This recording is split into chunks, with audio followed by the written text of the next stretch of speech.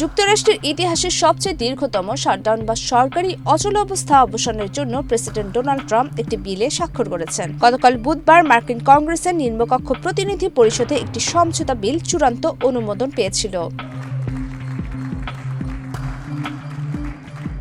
টানা ৪৩ দিন ধরে চলা সরকারি অচলাবস্থার অবসান ঘটাতে ফেডারেল ব্যয় বিল পাশ করেছে মার্কিন কংগ্রেসের প্রতিনিধি পরিষদ, যার ফলে এই সংকটের শেষ বাধাটিও আপাতত সরে গেছে। স্থানীয় সময় গতকাল বুধবার রিপাবলিকান নিয়ন্ত্রিত প্রতিনিধি পরিষদে বিলটি ২০৯ ভোটে পাশ হয়। ট্রাম্পের সমর্থন পেয়ে দলটি ঐক্য ধরে রাখলেও বিলের বিরোধিতা করেছে ডেমোক্র্যাটরা। তাদের অভিযোগ, দীর্ঘ অচলাবস্থার পরও স্বাস্থ্য বীমার ভর্তুকি বাড়ানোর বিষয়ে কোনো সমঝোতা হয়নি।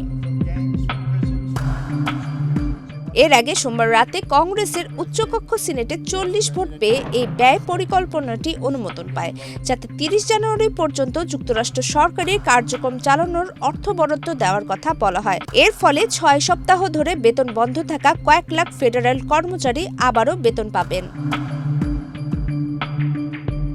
এই বিল কার্যকর হলে বৃহস্পতিবার থেকে ফেডারেল কর্মীরা কাজে ফিরতে পারবেন, তবে সব দপ্তর কত দ্রুত পুরোপুরি সচল হবে তা স্পষ্ট নয়। বিলটি আগামী ৩০ জানুয়ারি পর্যন্ত সরকারের ব্যয় মেটাবে। এতে করে যুক্তরাষ্ট্রের $৩৮ ট্রিলিয়ন ঋণে বছরে আরও প্রায় $১.৮ ট্রিলিয়ন যোগ হবে।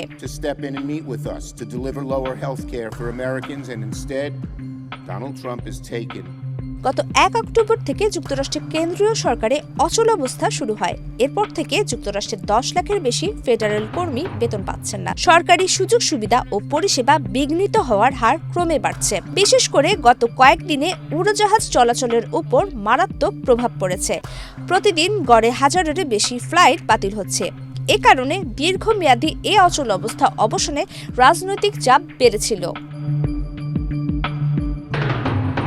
সরকারি অচল অবস্থা অবসান হয় থ্যাঙ্কসগিভিং ছুটির আগে বিমান চলাচল সহ গুরুত্বপূর্ণ সেবাগুলো কিছুটা ঘুরে দাঁড়ানোর সুযোগ পাচ্ছে। খাদ্য সহায়তা পুনরায় শুরু হলে লক্ষাধিক পরিবার কিছুটা স্বস্তি পাবে, যা বড়দিনের কেনাকাটার মৌসুমে ব্যয় বাড়াতে সহায়তা করতে পারে।